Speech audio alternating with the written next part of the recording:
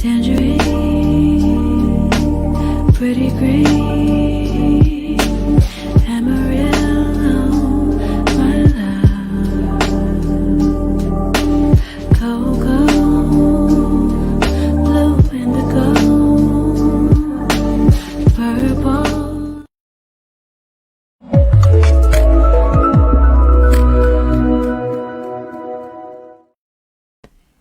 Hello! Et bonjour à tous, la famille énergie. Bienvenue! Désolée, on a fait les retardataires ce matin. Excusez du retard, j'ai un ticket de retard. Comment ça va bien? Coucou Aurélie, coucou Séverine, coucou Laurence. Désolée encore une fois pour le retard, on a mis un petit peu de temps à nous connecter, mais pour le mieux, comme ça, là, on a un live aux petits oignons. Oh ouais, il va être bien celui-là. J'espère que Alors, vous êtes prêts parce que ça va être... peut-être que par moment ça va un peu piquer, mais on vous le dira. On vous le redira quand ça peut piquer un peu. de toute façon, vous avez dû le voir, c'est un petit peu la semaine. C'est l'énergie du moment. C'est l'énergie du moment de remettre un peu l'église au milieu du village, comme on Sans dit. doute. Ouais, ouais. Voilà. Alors, coucou la famille. Alors, on a Anna, coucou. Ah, Anna qui m'a envoyé un petit mot pour me dire mais vous êtes où? Ça y est, on est arrivé. Hello Sandra. Coucou les amis. Elles sont pas contentes. Mince, on sait pas qui c'est. Ah, En fait, ok, je vais. on n'est pas content. C'est pas tellement on n'est pas contente, mais j'aime bien le clin d'œil. Et tu sais, des fois, il y a des choses, c'est important de se les dire. Et je crois que c'est l'énergie du moment à tous les niveaux. Au niveau de notre communication, nous en interne. Je sais pas vous si c'est l'énergie du moment. En tout cas, nous, c'est l'énergie du moment. Donc, on en profite. Et c'est très drôle parce que ce live, on l'a programmé depuis déjà plusieurs semaines. Et il arrive juste à un moment où on était on fire pour communiquer en mode assez droit au but. En interne, on vit des choses aussi très droit au but. Et ce live est droit au but, comme ça. Voilà. On incarne l'énergie des derniers jours. Exactement. Et donc, bon, alors, mais d'où vous savez pas qui c'est, comment ça se fait? Ah, Wesh, bon, c'est ça c'est Sally. Sally. Du coup. C'est Sally, il faut que tu recliques sur le bouton, sur le lien streamyard.com/Facebook. Si jamais, tu sais, des fois, il y a des mises à jour. Ah, et là, je crois que c'est Claudine. Du coup, j'ai vu ton Ah, petit message. Je suis désolée, pareil, on était un petit peu en retard. Alors, pour vous, voilà, pour vous rappeler un petit peu la thématique du live, même si on vient d'en parler, on va parler des 10 signes qui doivent vous alerter dans votre pratique. Les symptômes d'une pratique à risque. À risque pour qui? Pour vous, mais aussi pour votre client. Et on va rentrer dans le détail. Mais avant ça, vous savez qu'on aime bien savoir comment vous allez. Euh, du coup, qu'est-ce qu'on vous propose aujourd'hui? Alors, j'ai bien envie qu'on fasse un focus sur les émotions. Euh, donc, je vous invite à jauger vos émotions. Et du coup, si ton émotion là, c'était une couleur, ce serait quoi? Donc, si tu nous disais une couleur et puis une petite note sur 10, comme ça va nous aider à jauger si t'es plus si t'es plutôt un bleu 8 sur 10 ou si t'es plutôt un orange 4 sur 10. Ça nous permettra de ressentir l'énergie dans laquelle tu es. Ah, quelle bonne idée, le à tout le monde avec ce retard. je suis pas sûre que ça ait fonctionné, mais bon, écoute, on Je ne tente. sais pas. Ouais. Coucou Dani, coucou Lucille. Et bonjour à tous ceux qui nous rejoignent aussi en cours de route. Pour les nouveaux, n'hésitez pas à nous dire que c'est votre premier live pour qu'on puisse vous accueillir bien chaleureusement. Et comme dit Laurence, il y a un bisoutage. Ah, j'adore. Je vous remets le lien StreamYard si j'arrive à le renvoyer. Le lien StreamYard qui vous permet de cliquer et de pouvoir informer votre profil pour que nous, on puisse afficher votre joli petit minois associé à votre nom de profil. En gros, c'est cliquer, ça demande d'accepter un truc, faut l'accepter et revenir sur le live. C'est un petit peu contre-intuitif, mais bon. Après, ça fonctionne. Ça fonctionne bien. Et coucou Patrice. Génial. Ah bah voilà Sally, impeccable. Impeccable. Trop bien. Bon, t'as plein de réponses, hein, Mélo. Ouais, merveilleux.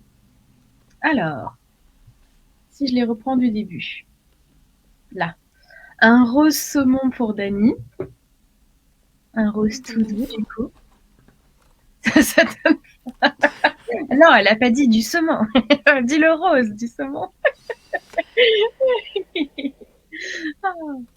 Anna, un jaune à 9 sur 10. Oh, ouais. Je suis en train de me le faire, là. Et il me fait du bien, ton jaune à 9 sur 10. Un rouge à 21 sur 10. Waouh. Bah, Aurélie, T'inquiète. je- peut-être que je brûle si je suis à côté de toi, là, du coup, avec le rouge à 21 sur 10. Un vert à 7 sur 10 pour Laurence. Bah oui. Ah oui, un vert pour Laurence. Oh, Anso, un noir 2 sur 10 est malade. Bah dis donc. Petite bouillotte et une petite tisane pour suivre le live de ce matin. Un rouge on fire. Hmm. Patrice Dufeu. On a un rouge à 8 sur 10 ici. Je sais pas qui c'est. Vous pouvez répéter la question, Sally, émotionnellement, là, ici, maintenant, euh, tu serais quelle couleur et du coup associée à une note sur 10. C'est ta maman, Rouge Fire 8 sur 10. Ah, oh, bah dis donc, Hmm. faites le feu. Patrice, 8 sur 10 et tu nous avais dit, vas-y, tu nous avais dit du feu. Mais vous êtes bien, dis donc, ce matin. Vous êtes plutôt, Ouais, plutôt peps, quoi. ouais, ouais, ouais. Arc-en-ciel difficile pour la note, mon corps veut dormir et mon esprit veut être actif. Dichotomie entre les deux, ouais. Vert pistache avec Lucille, un 7 sur 10. Hop, blanc, un blanc bleu irisé, 8 sur 10. Ah, ça fait du bien, ça. Ça apaise. Trop bien. Bienvenue à tous ceux qui nous rejoignent aussi en cours de route. On va démarrer dans pas longtemps. Ouais. On fait juste un petit tour de table. Un orange avec 7,5 sur 10 pour Sally. Ok, génial, les amis. On a aussi un bleu à 8 sur 10. Je ne sais pas si tu vois qui c'est. C'est Adèle. Ouais. Ah, Adèle. Coucou Adèle. Bienvenue. Ah, il y a Xavier qui vient d'arriver. Ouais, bonjour Xavier. Oui, plein de bisous à toi aussi. Trop bien. Ben, je pense qu'on a qu'on a passé un petit peu tout le monde. On a Dany 7 sur 10 et Sally Orange 7,5 sur 10. Bah, Ouais, c'est ça. Ouais, globalement, ça va. C'est des bonnes vibes là Globalement, ça aujourd'hui. va. Ouais, orange Globalement. bleuté. Un orange bleu. Un orange avec des flous de bleu. Et toi, Chiara, tu serais comment? Tu serais quelle couleur Oh ce matin? punaise. Ce matin,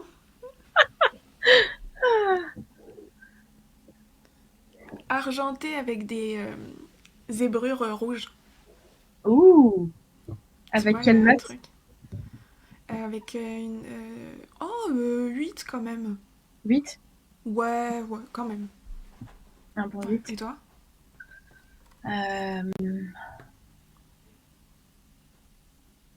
Je crois que je suis une sorte de bleu métallique avec un bleu métallique qui fait des éclairs. Tu vois, le métallique qui fait des...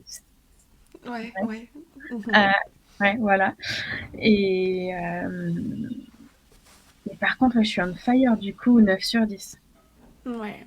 De toute façon, là, le fire, on va tout de suite y passer. Parce qu'on va pas trop traîner comme on était déjà un petit peu à la bourre. On va arriver rapidement vraiment le sujet du live et le cœur du live. Donc, on a dit 10 signes qui doivent t'alerter dans ta pratique. Donc, on va effectivement commencer avec, du coup, le numéro 1.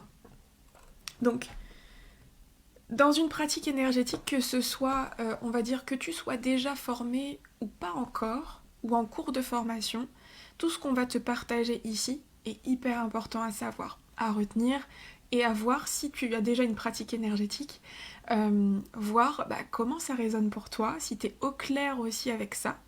Si t'es magicienne dans la light-up, pas de panique. Si t'es en cours de formation, tout ça, c'est des choses qu'on va voir, qu'on va aborder, qu'on va cadrer. Donc, surtout, pas de panique par rapport à ça. Et puis, pour la plupart, de toute façon, on peut dire que vous êtes déjà bien au clair là-dessus. Ouais. Si vous n'êtes pas en formation à l'école, eh bien là, ça va être le moment justement de faire un point sur votre pratique, surtout si vous avez créé votre propre pratique. Donc, on va y aller. Et je vais commencer tout de suite avec le numéro 1, qui est pour moi un des plus importants. Tout ce qu'on vous dit, ça va être important, mais ça, c'est quand même un des plus importants. C'est lorsqu'on ne comprend pas ce que l'on fait dans la pratique. Ça, c'est un signe, c'est un symptôme déjà qui peut nous alerter et qui peut être signe d'une pratique à risque. À partir du moment où on ne comprend pas ce que l'on fait, ça veut dire qu'on n'est pas en maîtrise du soin. On n'est pas en maîtrise de sa pratique. Alors après, est-ce qu'on a besoin de tout comprendre ? Évidemment que c'est un milieu qui est subtil, c'est un milieu qui est très intuitif aussi. Parfois, on sait sans savoir qu'on sait, mais on sait. Par contre, ce qui est important, c'est de comprendre pourquoi on fait les choses. Et ça, même si, entre guillemets, on ne sait pas tout, juste au moins de comprendre ce que vous faites, comprendre les actions dans votre pratique, pourquoi vous allez à cet endroit, pourquoi vous envoyez ça, pourquoi vous faites ça, comprendre de quoi ça part, de quelle intention, comprendre tout simplement ce que vous êtes en train de faire. Un mécanicien, quand il va réparer une voiture ou qu'il va aller checker, voir qu'il comprend ce qu'il fait, il sait où se trouvent les choses, il sait que là, tiens, ça c'est... comment ça s'appelle, j'ai oublié le nom, je cherche un truc, bon, on va dire le moteur, comme ça c'est générique. Tiens, là c'est le moteur, là c'est la courroie de distribution, là c'est ci. Je comprends que je dois passer par là pour pouvoir faire ça. Je comprends et je sais ce que je suis en train de faire. Et surtout la compréhension, au-delà de savoir. Parce que des fois on peut savoir mais sans comprendre non plus. Donc c'est comprendre ce qu'on fait. Ça c'est la petite, le numéro 1. Comment ça résonne pour vous déjà cette première, ce premier signe-là, ce premier symptôme-là ?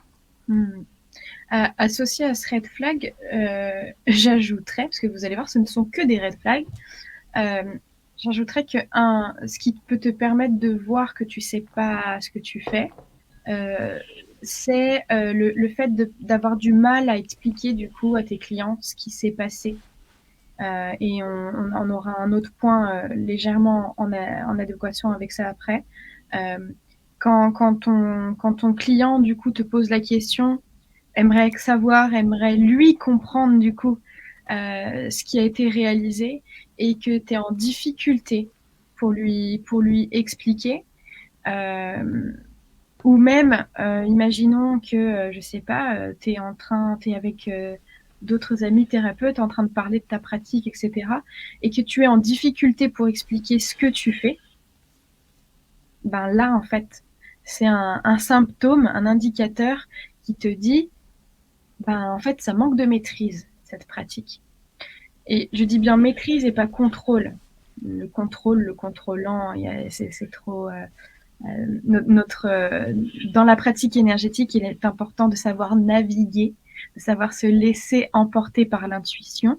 Mais l'intuition, associée à cette intuition, il y a de la maîtrise des capacités et de la maîtrise du soin.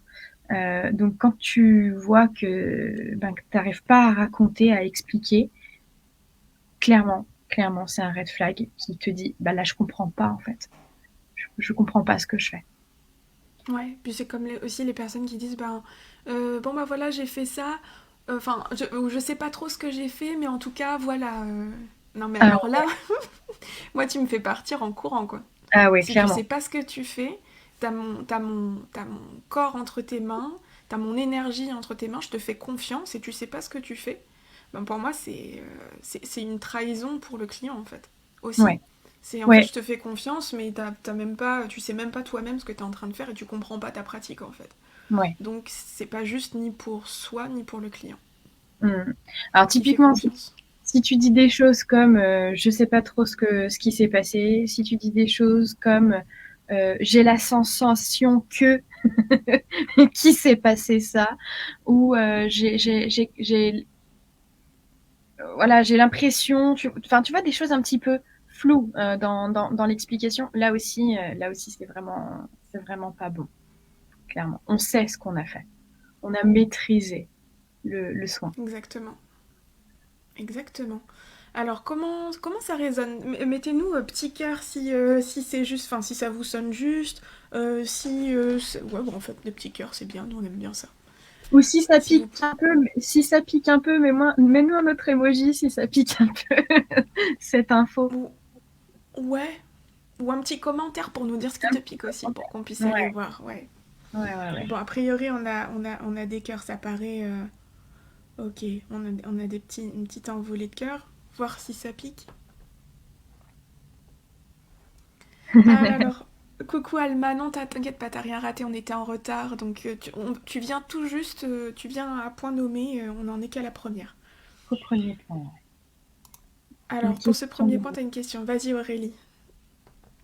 Et Emma, coucou Emma, bienvenue, Ah oui, je te vois, bienvenue Emma. à toi. Oui. Donc, hop, je remets le premier red flag, allez-y si vous avez des questions par rapport à ça.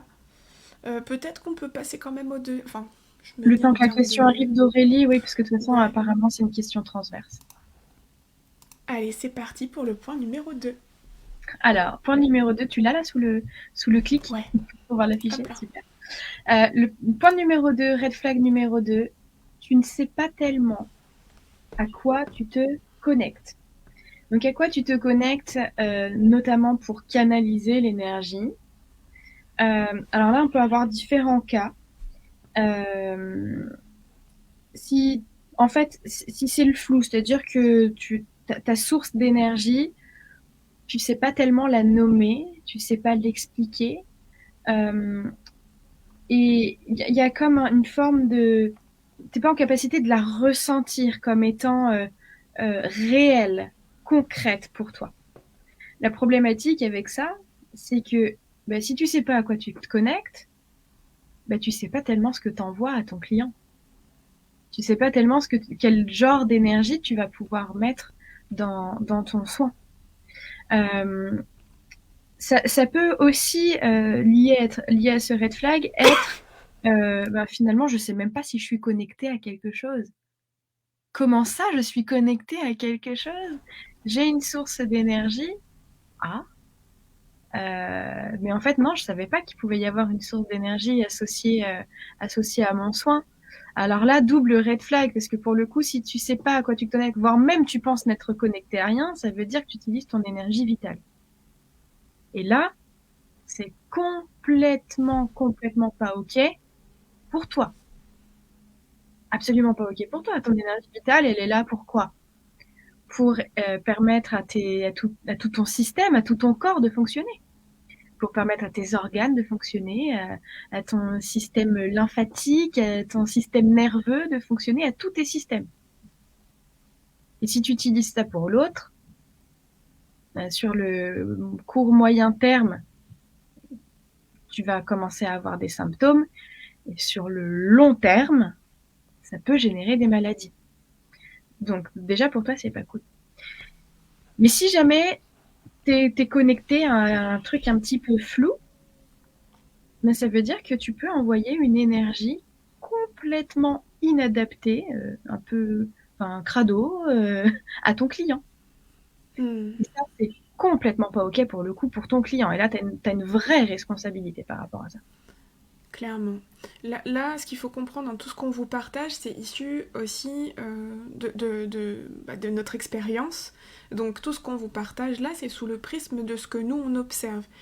Et de ce que aussi personnellement, moi j'ai observé depuis quand même des années aussi dans l'énergétique, et par rapport à toutes les formations et toutes les personnes que l'on forme au sein de la Light Up.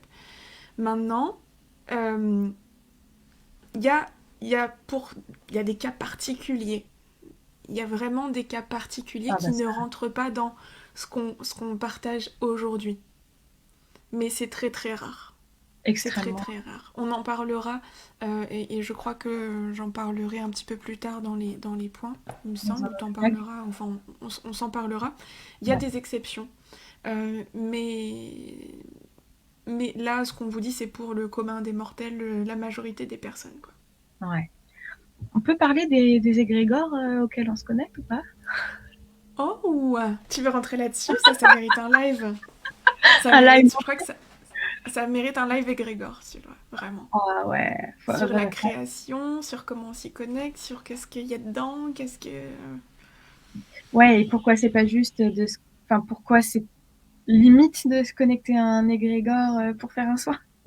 Ouais, c'est ça, c'est des choses, je pense on peut traiter facile sur un live complet. Euh, le fait, mais on peut quand même, bon, vas-y, on peut quand même faire un petit Très peu. vite dans les grandes lignes. Euh, il se peut aussi que tu te connectes à un égrégore. Donc, il faudrait ici qu'on puisse définir le terme égrégore. Très rapidement, un égrégore, c'est une énergie qui s'est créée euh, par association de, de croyances, de projections humaines, euh, si on fait simple. Et au fur et à mesure, en fait, t'imagines qu'au départ, je sais pas, il y a deux, trois personnes qui pensent la même chose, qui imaginent la même chose, hop, ça fait une petite bulle d'énergie. Et puis, au fur et à mesure, ces personnes parlent à d'autres personnes, et puis, au fur et à mesure, tout le monde adhère à ces mêmes croyances, à cette même énergie finalement. Et puis, au fur et à mesure, l'égrégore, il grandit, grandit, grandit, grandit, grandit. Il y a des égrégores qui suivent l'humanité depuis des centaines, voire des milliers d'années. Euh, et dans certains soins, des personnes se connectent à des égrégores. Euh, J'en nomme ou pas? Est-ce qu'on balance comme ça ou pas? Franchement, ici c'est chez, j'ai Franchement, envie de ici, dire, on est chez nous. Ah, ici grave. c'est chez nous, on peut parler normalement C'est sans clair. tabou des choses, donc c'est C'est important clair. qu'on en parle et aujourd'hui il faut qu'on en parle. Il y a plus de temps de niaiser. Et donc là-dessus, si tu te connectes toi à un égrégore, potentiellement ce que je t'invite à faire, c'est qu'ensemble on puisse peut-être approfondir le sujet. Typiquement, les égrégores que l'on voit le plus, le Reiki grégor, tout à fait Sylvie, tu as bien compris. Euh, je vois beaucoup aussi de soins avec l'énergie d'Isis. Euh, Qu'est-ce qu'on va avoir? T'en as d'autres en tête, mon chou, qui te Bon, pop? en fait, de manière générale, tous les protocoles universels ont Tous des les protocoles égrégores. universels. Il y a des protocoles avec des symboles, des protocoles avec des notions de rayons. Voilà. La problématique, c'est que ces choses-là sont des constructions humaines. On est bien d'accord que dans la nature, tu trouves pas un reiki. Jamais trouvé dans la forêt ou à la mer ou à la montagne un reiki en soi. Ouais, c'est ça, c'est après à quoi ça fait référence derrière, parce que dans le Reiki, bon, ça parle d'énergie divine, universelle, d'énergie pure, du tout, sauf que à force de parler de ça, ça crée un égrégore qui n'est pas C'est ça. forcément pur, parce que tout le monde se connecte à cette chose-là. Mais encore une fois, je pense que ça vaut vraiment le coup de parler, de faire un live complet sur les égrégores pour que tout le monde ait bien conscience de ce que ça implique, à la fois pour soi, à la fois pour le client. Et du coup, la part de responsabilité que ça a de s'y connecter aussi. J'aime beaucoup la métaphore de Sally qui dit connexion en égrégore égale se connecter à un drive commun où des genres de MST de l'énergétique peuvent arriver dans la tronche. Voilà, c'est ça. C'est que Typiquement, tu sais pas ce qui a été mis dans le package. tu sais, ouais, c'est ça, tu sais pas ce qu'il y a dans le drive, tu t'es juste connecté à ça, mais tu sais pas ce qu'il y a dedans. Ça. Et du coup, Euh, ça demanderait un effort supplémentaire de se protéger de ce que l'on canalise de l'égrégore. Ça ajoute une forme de complexité quand on a la conscience que un égrégore n'est pas absolument pur.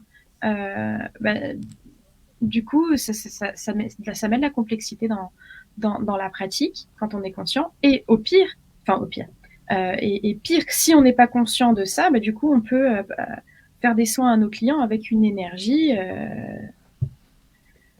bah, pas pure, pas absolument pure. Complètement. Alors Nat qui demande, et du coup quand on développe notre propre pratique énergétique, nous créons un égrégore, ben moi j'ai envie de te dire non, Parce qu'en fait, l'égrégore, il se crée aussi à partir de plusieurs... il va se créer à partir de plusieurs connexions ou de plusieurs intentions de connexion à, à une même chose, à quelque chose de commun. Ça veut dire si toi, demain, tu te dis avec Sally, par exemple, ou avec Sylvie, ou avec Aurélie, ben, venez les filles, demain, on fait un soin pour les personnes qui ont vécu le séisme en Turquie, et on se connecte toutes à la Lune.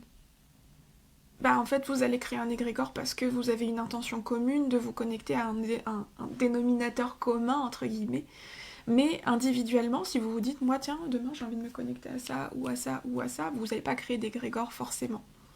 Ouais. Après, encore une fois, ça mérite vraiment de rentrer dans de la nuance parce que des fois il y a des égrégores déjà créés auxquels on se connecte sans s'en rendre compte aussi. Mais Mais ça tout ça, vaut c'est de la vraiment de finesse la et de la nuance. conscience. Ouais, c'est ça.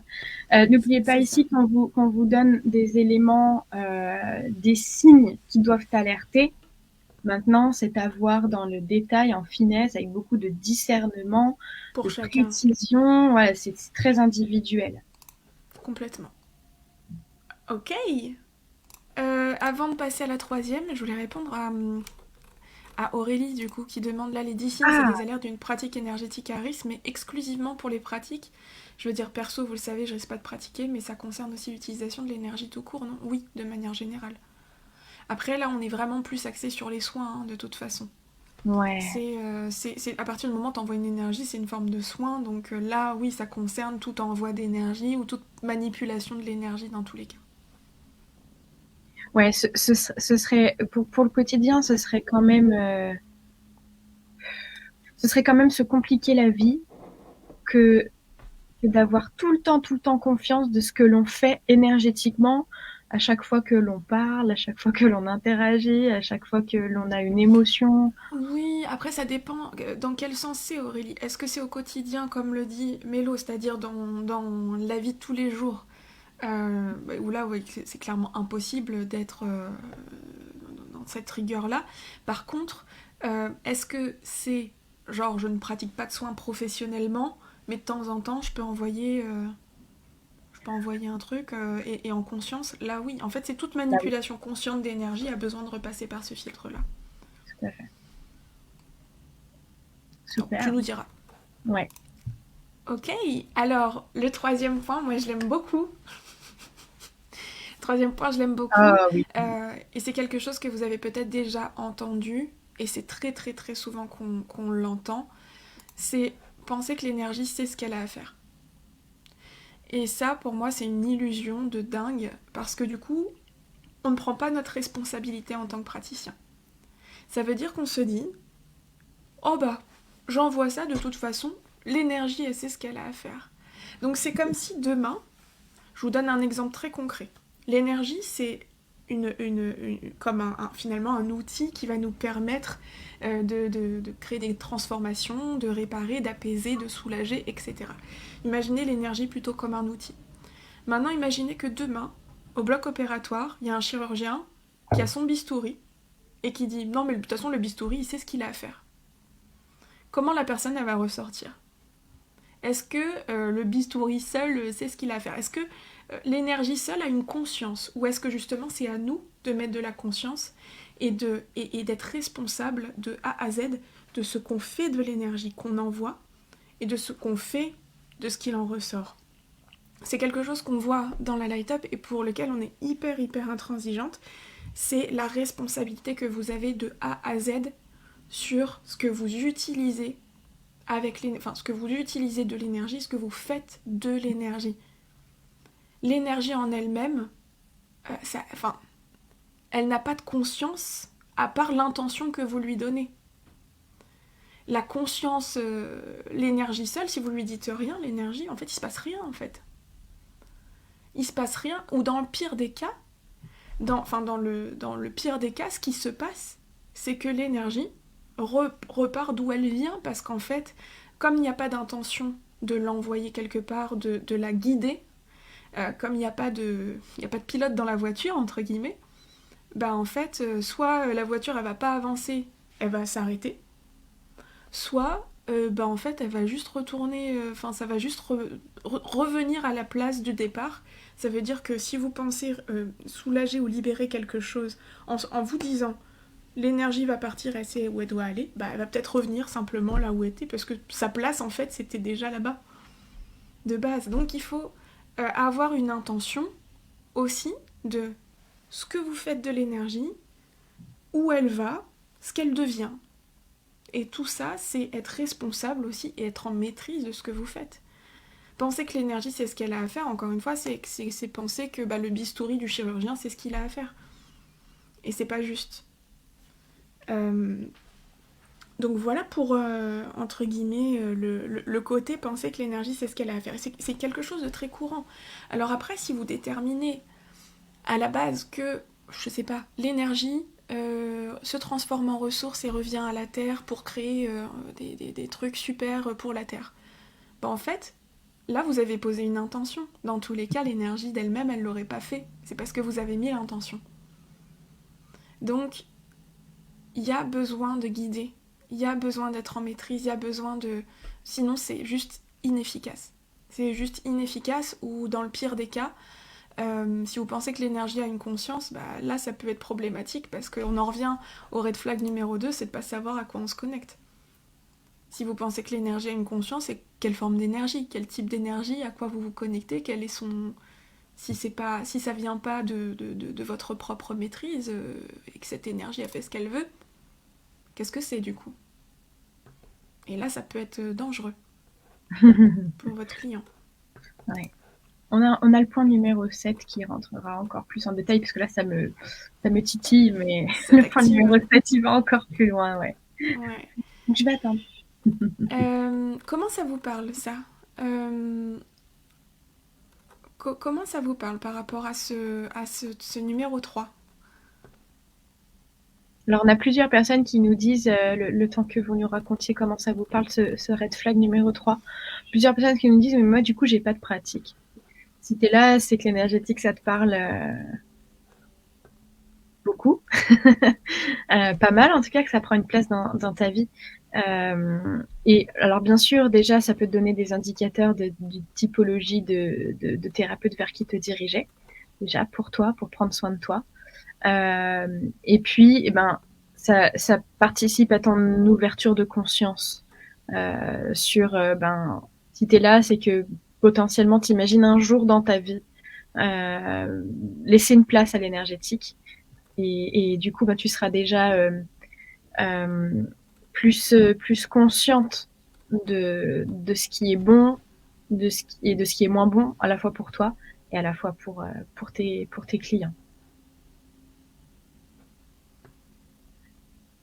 Alors, Sally qui dit, si on dit à l'énergie quoi faire et la laisser faire pendant qu'on bosse sur autre chose, par exemple, ça m'est déjà arrivé de dire alors, ok, alors ça, je laisse l'énergie démanteler cette tension pendant que j'ouvre ailleurs, je reviens voir comment c'est. Sally, t'es dans la light-up, il faut que tu regardes la masterclass capacité technique avancée. On l'a traité la semaine dernière en masterclass.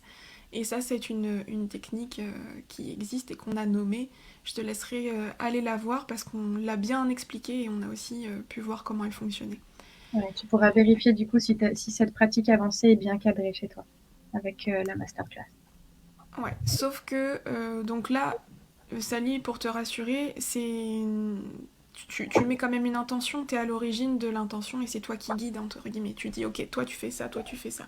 Donc là, on n'est pas sur quelque chose de je sais pas ce qui se passe en fait. C'est induit, que tu es en train de guider quand même l'énergie.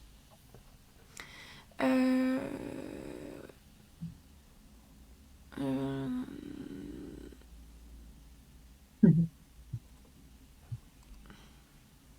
On vous lit, les amis. Hein. Ouais, on essaie de voir. C'est pas. Nanana. Alors après, pour les égrégores, à quoi se connecter, nous dans la Light Up, on est plutôt partisans de quelque chose de naturel, d'une ressource inépuisable naturelle. Pas forcément, parce qu'il y en a qui se connectent à des personnages mythologiques, tout ce qui est personnifié. C'est pas foufou, parce que ça veut dire qu'on prend aussi la part de dark qui va avec. Ça, encore une fois, il faudrait qu'on fasse un sujet vraiment live égrégore à noter. Ouais. À se noter. complètement, complètement. Attends, moi Alors, je n'arrive pas à liker les commentaires ni à répondre. Ah mince. pour moi, il y a un commentaire de Jean-Philippe sur lequel c'est important Ah oui, d'apporter de la nuance. clairement. Donc, il pense qu'à partir du moment où tu envoies de l'énergie sur un patient, ton attention est là. Et si tu fais un soin à quelqu'un, c'est que forcément le patient t'a parlé de sa problématique, donc forcément ton énergie est dirigée. Alors, oui, mais c'est important d'apporter de la nuance. Et je sais pas si on ira dans le même sens, Jean-Philippe, mais du coup, je profite de ton message pour apporter ces nuances. À partir du moment où on envoie de l'énergie, comme le disait Chiara, il s'agit ensuite de diriger cette énergie pour qu'elle puisse faire la bonne chose par rapport à la problématique du client. Là où c'est pas OK, c'est d'envoyer de l'énergie, de connaître la problématique du client, mais de ne pas être en maîtrise de l'action de l'énergie sur la problématique du client. C'est là toute la finesse et la distinction entre une pratique saine et une pratique qui potentiellement peut détraquer le client et on va créer une dérive.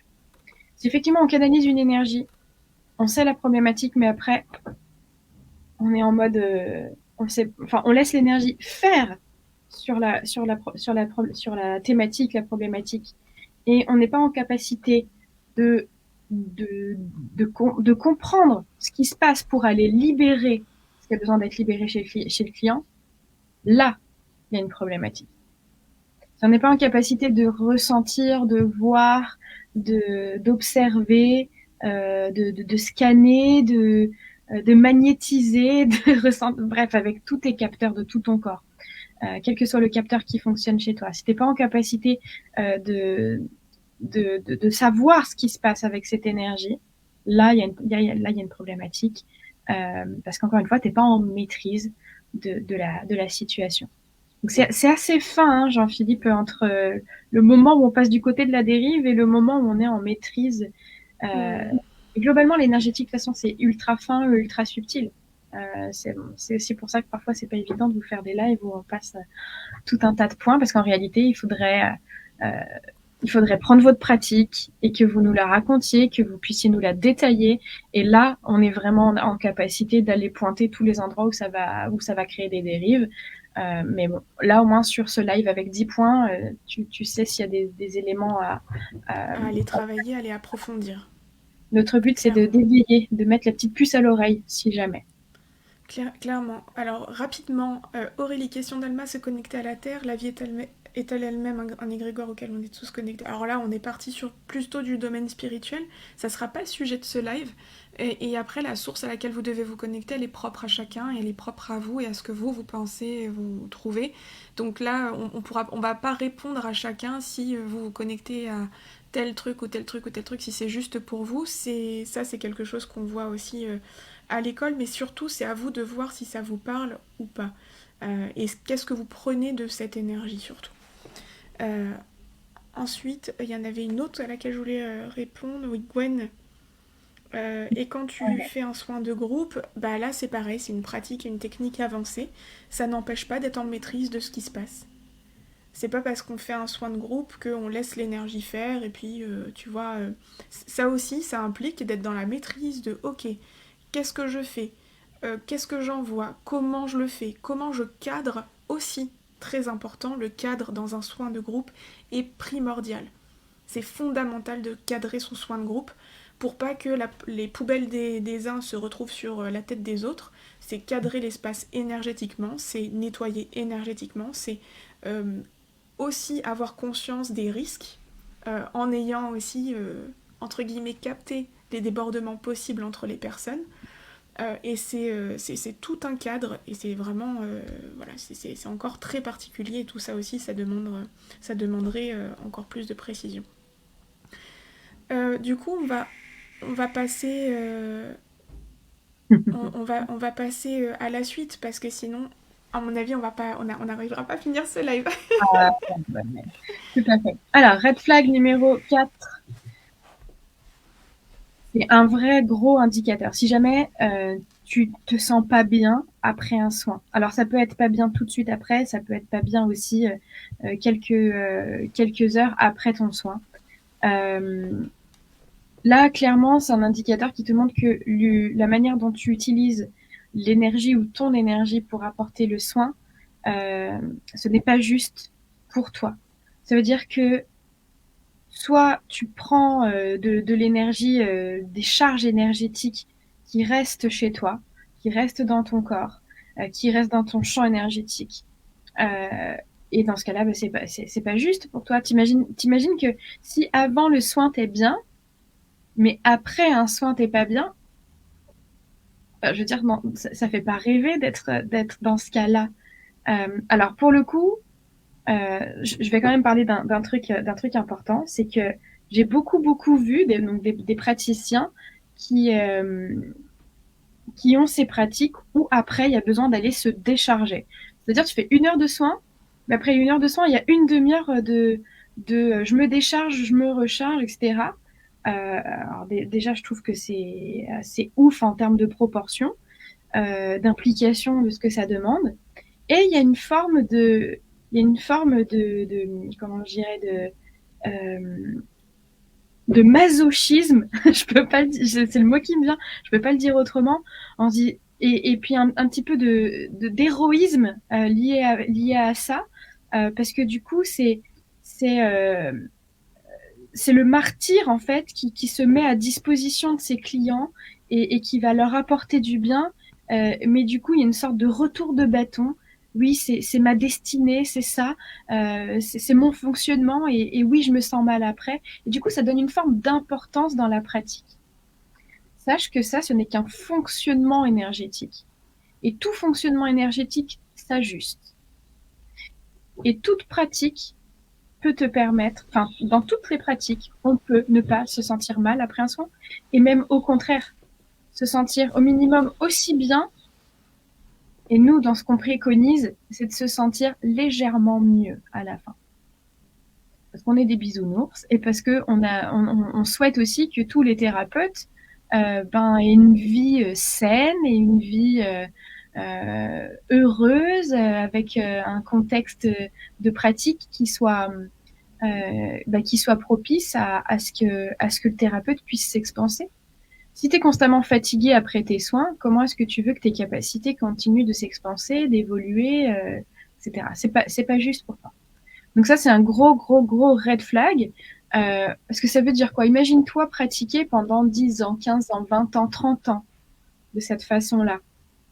Ton corps, il prend méga cher au fur et à mesure. Euh, alors, si jamais tu te dis que ça fait partie de ton chemin, etc., je t'invite à les regarder à l'intérieur. Qu'est-ce qui se joue? Qu'est-ce que ça vient nourrir? Pourquoi il y a cette croyance? Est-ce que ça reste une croyance? Vraiment. Énergétiquement, il n'y a pas de loi là-dessus. Quand on fait un soin, on n'a pas à se sentir mal après. Ça reste un fonctionnement énergétique et donc là, c'est un red flag qui te dit qu'il y a quelque chose à modifier dans ta pratique, quelque chose à améliorer dans ta pratique. Donc les commentaires sont arrivés. Ouais, j'en ai profité pour répondre notamment à Marie qui a reposé sa question. Du coup, voilà, je t'ai répondu. Pareil pour Alma et coucou Stéphanie, ravie de te voir ici.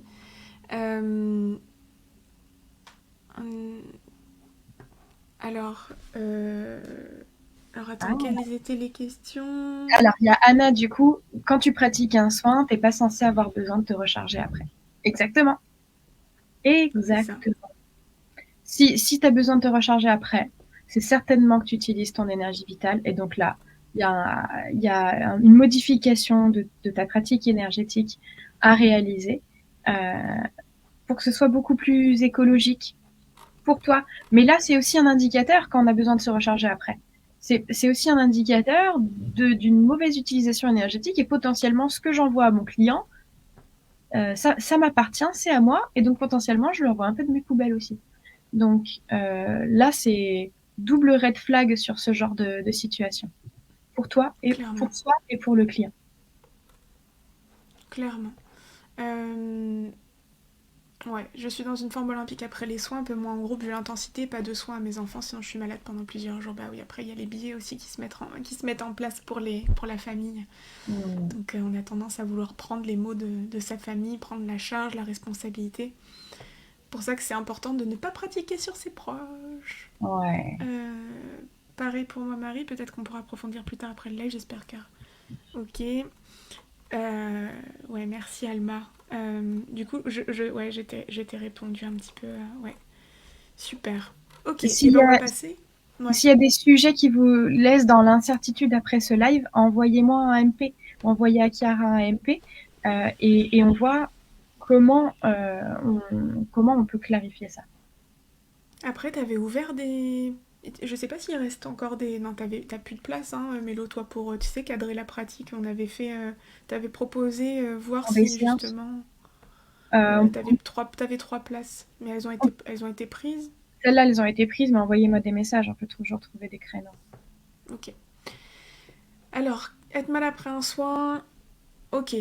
Et maintenant, donc ça c'est pour vous, mais si le client est mal après un soin, et là, les amis, red flag de dingue, Oh non, si dans votre pratique vous vous rendez compte que le client est souvent mal après le soin, et que peut-être après, dans les jours d'après, ça va un peu mieux, mais il n'empêche que s'il est tout le temps mal après le soin, il faut se poser des questions. Ce qu'on appelle la crise de guérison, qui est en réalité une réaction du corps qui va être en train d'intégrer le soin, d'évacuer, de se détoxifier, de se purifier. Cette crise de guérison, euh, déjà, elle est rare. Donc si elle arrive à tous les coups après vos soins, il faut se poser des questions. Et en plus de ça, si cette crise de guérison dure plus que 48 heures, il faut encore plus se poser des questions de votre pratique et de ce que vous avez fait. Le client n'est pas censé être plus mal aussi que quand il est arrivé. Là, c'est juste... je crois qu'on va vous le dire pour tous les points, mais là, c'est juste pas possible en fait. C'est juste pas possible. Le client vient pour un service, s'il ressort plus mal qu'il n'est rentré, ou qu'il ressort mal, il faut se poser des questions sur sa pratique. Que le client soit pas très très bien, ou dans une sensation d'inconfort les premiers jours, on est au clair là-dessus, on va dire 48 heures, en une journée, un dodo, deux dodo, des fois ça peut prendre un peu plus longtemps sur la nuit, parce que la nuit il y a beaucoup d'intégration qui se fait, qui se font, pardon, mais normalement ça doit pas prendre beaucoup de temps pour ça. C'est-à-dire que si au bout d'une semaine ou 10 jours votre client est toujours mal, là non, c'est pas acceptable. Et c'est aussi pour ça que c'est important de faire un suivi client le lendemain du soin et les jours d'après, de demander des nouvelles du client. On laisse pas son client dans la nature non plus. On prend de ses nouvelles, on voit comment son corps a réagi, comment il intègre le soin, s'il y a besoin de faire une retouche, s'il y a besoin d'apaiser des choses qui ont besoin d'être apaisées. C'est important de faire le suivi. Et en plus de ça, ça vous permet, vous, d'avoir des indications sur votre pratique. Parce que si vous faites votre soin et qu'après vous dites « Bon, salut !» en fait, vous saurez jamais déjà si votre client il est bien ou pas. Et peut-être que, peut-être qu'en fait, il y a des trucs à corriger et vous le savez même pas. Et en plus, c'est hyper important pour que la personne, elle se sente aussi, elle se sente accueillie, elle se sente tout simplement encadrée, entre guillemets. Et puis ça montre aussi votre responsabilité de ce que vous avez fait. Ça montre votre responsabilité. Ouais, Anna, on a bien vu cette semaine que j'étais pas contente avec ça. Oui, parce que depuis des années, en fait, moi j'assiste à des dérives de dingue et j'assiste à des personnes qui sont hyper abîmées. Et le problème de ça, c'est que... Alors je sais pas si c'est mon parcours de vie, entre guillemets, qui fait que j'ai été confrontée à beaucoup de personnes abîmées et qui me fait aujourd'hui avoir créé aussi la Light Up et tout ce que ça concerne. Peut-être que c'est ça. Mais je peux vous dire que j'ai au moins eu une centaine de personnes et c'était toujours des mêmes protocoles, c'était toujours issu des mêmes formations, c'était toujours dans le même registre. Et puis c'était des mots franchement, que t'as pas envie d'avoir, quoi. Des fois des idées noires, des idées suicidaires, franchement des maux physiques que personne n'a envie d'avoir, se vider de partout. C'est juste pas... en fait, ça c'est... Le bien-être du client et le suivi client n'est pas négociable. On ne négocie pas avec la santé du client. Et c'est pas parce que l'énergétique est non visible qu'on n'est pas responsable de ce qui s'y passe. À partir du moment où on a eu une action dans l'invisible, on est responsable de cette action et des conséquences. Et ça, c'est important que ce soit clair pour tout le monde. Votre responsabilité, elle n'est pas juste dans le « je donne un soin et c'est tout », c'est qu'est-ce qui se passe après. Comment la personne, elle l'intègre aussi. Et là, c'est être là pour la personne, en soutien. Prendre des nouvelles, encore une fois. Comme après l'ostéo, Gwen, exactement. Aurélie, pour rebondir sur ton message, comme disait Chiara tout à l'heure, c'est que dans la grande majorité des cas, le but, c'est que les clients repartent bien, mieux après le soin. Maintenant, il y a des cas très particuliers, relativement et très rares du coup, où, comme tu l'as vécu, effectivement, une intégration peut mettre plus de temps. Mais là, c'est extrêmement particulier. Et si on décortique ce qui s'est passé, c'était moins de l'ordre de l'énergétique, le mal-être qui pouvait suivre, mais plutôt lié à la libération qui a eu lieu et un réajustement dans l'énergie de renouveau qui était là. Et c'est extrêmement spécifique, particulier et ouais, tu sais, c'est un peu des cas d'école, ce genre de situation. C'est pas le quotidien. Là, j'ai très envie aussi de répondre à Sylvie et Marie. Alors, Marie, par rapport à... Ça t'est arrivé sauf pour un soin de groupe centré sur le psoas. Les 7 étaient mal pendant 48 heures, ensuite des déblocages de fou. Le psoas, c'est un muscle émonctoire, il prend beaucoup de toxines. Donc, j'ai envie de te dire, c'est pas surprenant que pendant 48 heures, ça soit inconfortable, parce que du coup, si tu vas bosser sur le psoas, potentiellement que tu libères des toxines. Par contre, ce qu'il est possible de faire aussi, c'est que dans la pratique, de faciliter, de boire beaucoup d'eau, de conseiller à la personne d'aller éliminer tout ça pour aider le soin et pour que les effets ne durent pas non plus 36 000 ans. 48 heures, c'est le grand max. Hein. Ouais. Sylvie, j'ai fait plusieurs constellations en tant que représentant, je me suis souvent sentie vidée après, est-ce que la séance a été mal cadrée ? Oui et non. En fait, oui, j'ai envie de te dire oui de base, parce qu'en fait, si la personne met un cadre et dit que voilà, personne ne prend, hein, on est spectateur, mais on ne prend pas ce qui se passe. Oui, alors après, en tant que représentant, il y a aussi la canalisation qui arrive, et potentiellement que ça peut être épuisant, surtout quand ça dure des heures, parce qu'une constellation, ça peut durer très longtemps. Ouais. Donc il y a une écoute active, il y a une concentration qui est demandée. Il y a de la canalisation aussi, donc ça bouffe de l'eau, des nutriments, ça bouffe des vitamines aussi, donc ton corps il a aussi besoin de se recharger, donc c'est aussi, j'ai envie de te dire, un peu normal d'être vidé, mais quand même, ça c'est important quand même de le cadrer en amont d'une constellation. De cadrer l'espace. Moi, personnellement, c'est ce que je vais faire au séminaire Renaître avec Anita quand elle fera la constellation, c'est cadrer l'espace énergétiquement pour que chacun déjà ne prenne pas ce qui va se jouer au centre et aussi que chacun puisse vraiment vivre ce qu'il a à vivre de la manière la plus écologique possible. Voilà. Trop bien, tout à fait. Gwen, jamais... Ouais. Tu veux prendre un commentaire ? Ouais, même peut-être 2, parce qu'il y en a qui sont très importants. J'ai jamais bénéficié de suivi client dans tous les soins que j'ai pu suivre de ma vie. Voilà, pour moi, c'est pas normal. D'où la mission de la Light Up, de contribuer à ce que les thérapeutes deviennent beaucoup plus responsables de l'accompagnement de leurs clients.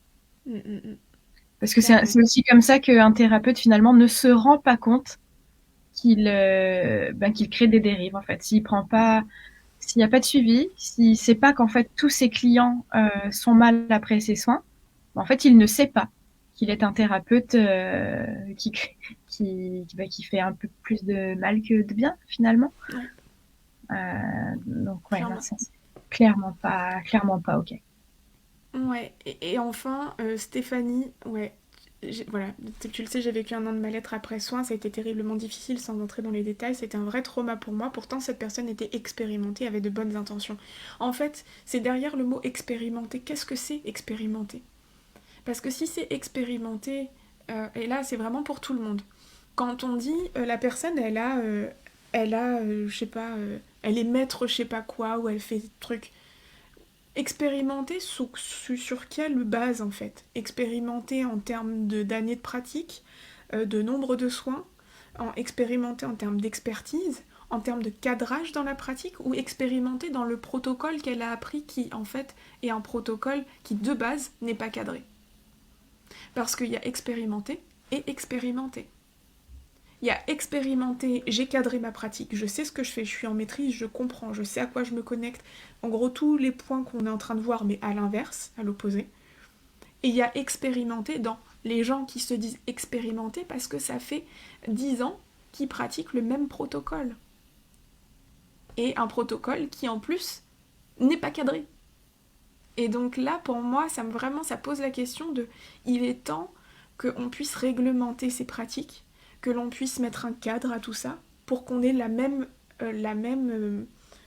perception de qu'est-ce qu'expérimenter veut dire. J'en ai plein des gens expérimentés dans mes contacts, en tout cas qui sont maîtres je sais pas quoi, formateurs en je sais pas quoi, et en fait quand on échange en privé, ben, on se rend compte que leur pratique n'est pas cadrée.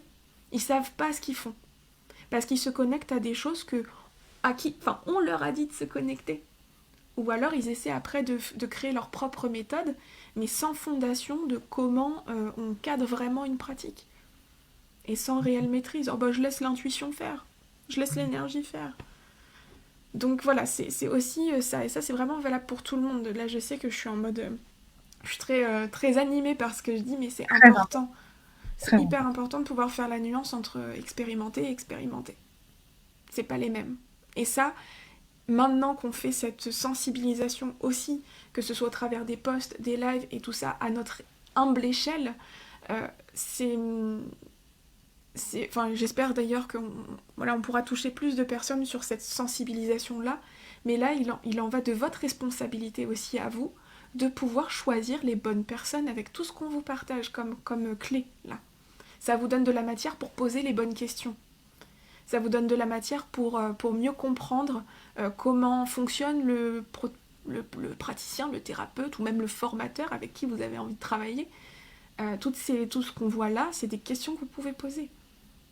Et là, ça va vous montrer si la personne elle est au clair ou pas dans sa pratique et si elle est expérimentée justement comme elle se le dit. Tout à fait. Voilà pour le petit point. Donc là, on va pouvoir avancer. Ouais.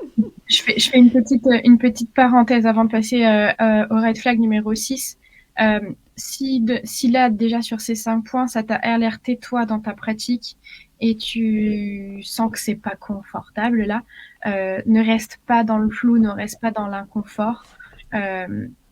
Ose cliquer sur ma petite photo de profil, là, m'envoyer un message et on prend le temps, d'accord? On prend le temps de regarder, d'en parler, de voir ce que tu as à faire.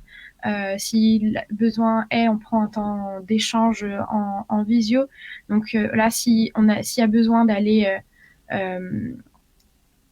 de mettre un peu plus de clarté sur ce qui se joue dans ta pratique, s'il y a des red flags qui t'ont vraiment mis la puce à oreille et que tu commences à douter, ne reste pas dans le doute.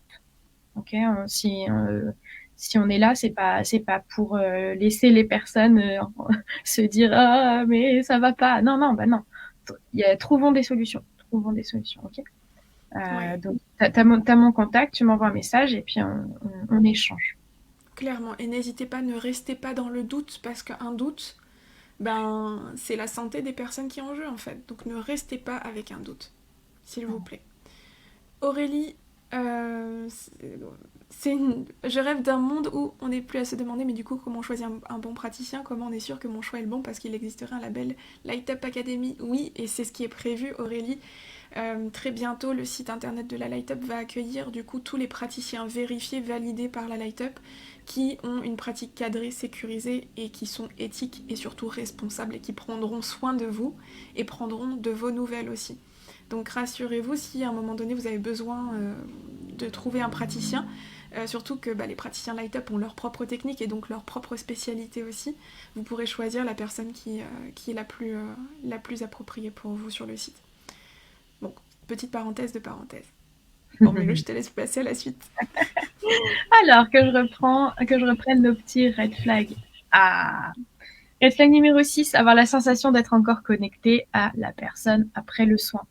Tu sais, quand tu fais un soin, il y a un lien et une connexion énergétique qui se crée. Et effectivement, de nombreux thérapeutes, quelle que soit leur pratique, nous disent après... en fait, moi, à la fin de ma journée, je suis encore connectée à mes 4 clients, ou alors il y a eu un ou deux clients à qui j'ai eu la sensation de rester, avec qui j'ai eu la sensation de rester connectée pendant 3, 4 jours, ou même parfois plus longtemps, parfois plus longtemps avec certains clients. Là où ce n'est pas ok, du coup, c'est que dans un sens ou dans l'autre, il y a quelqu'un qui a perdu une forme de souveraineté dans l'histoire. Si soit l'un se nourrit de l'autre, soit l'autre se nourrit de l'un. Dans quel sens? Ça dépend des situations. Mais surtout, là, ça veut dire qu'il y a une déperdition énergétique. Ce lien, il n'a pas lieu d'être. Il n'a pas lieu d'être. Et donc là, c'est important de mettre de la conscience, encore une fois, sur le fait qu'il y a un fonctionnement énergétique à ajuster. Encore une fois, tout est possible en énergétique. Il suffit d'en prendre conscience et ensuite, après, il suffit d'aller chercher pourquoi est-ce que cette connexion reste, qu'est-ce qui se joue en moi ou qu'est-ce qui s'est joué chez le client, est-ce que c'est un fonctionnement énergétique lié à une croyance, est-ce que c'est un fonctionnement énergétique lié à une peur, est-ce que c'est lié à un lien tout particulier, etc. Et ça s'ajuste. Ça s'ajuste. Là, ce qui n'est pas OK, ça veut dire que en termes de protection dans ta pratique, c'est poreux. Il y a quelque chose qui dysfonctionne. La problématique, du coup, avec ça, c'est le client d'après, alors que toi, tu es encore connecté au client d'avant. Ça se passe comment énergétiquement? Ça devient la soupe à l'énergie, du coup. Et puis si je suis connectée à chacun de mes clients, le dernier client de la journée, je voudrais pas que ce soit moi, pour le coup. Je voudrais vraiment pas que ce soit moi. Donc être en capacité déjà de ressentir si tu restes connecté ou pas, mais en général, là on est en train de se parler de cette sensation d'être encore connecté, être en capacité à la fin d'un soin de couper. Et c'est terminé. C'est terminé.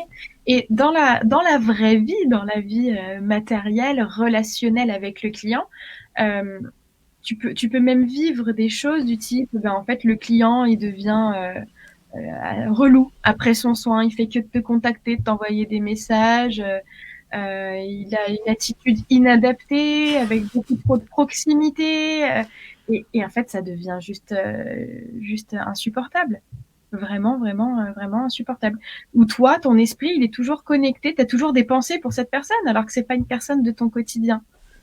C'est important que tu sois dans ton espace, dans ton environnement énergétique, rien qu'à toi, dans ta bulle, pour ton bien-être et pour le respect énergétique de tes autres clients, parce que si on mélange les énergies de tout le monde, ça devient... c'est sale, en fait. C'est sale énergétiquement quand tout se mélange. Clairement. Comment ça résonne pour vous, là, les derniers petits points là, qu'on a abordés? Petit cœur, si vous avez la flemme de commenter, mais juste au moins qu'on sache comment vous êtes là. Comment Est-ce vous que vous êtes... comment vous...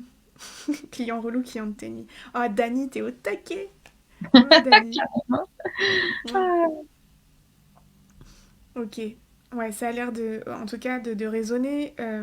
Marie, je déconnecte facilement, mais par contre, pour faire un soin à quelqu'un avec qui j'ai déjà connecté, c'est en mode fusée pour la connexion, les ressentis. Ah bah oui, après, une Ouais. fois qu'on connaît aussi la personne, c'est facile.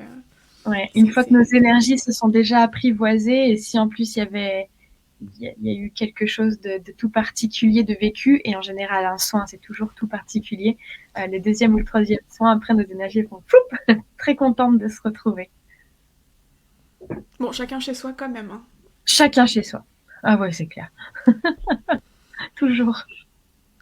Ok, est-ce allez, on va partir du coup pour le septième point, on avance doucement mais sûrement.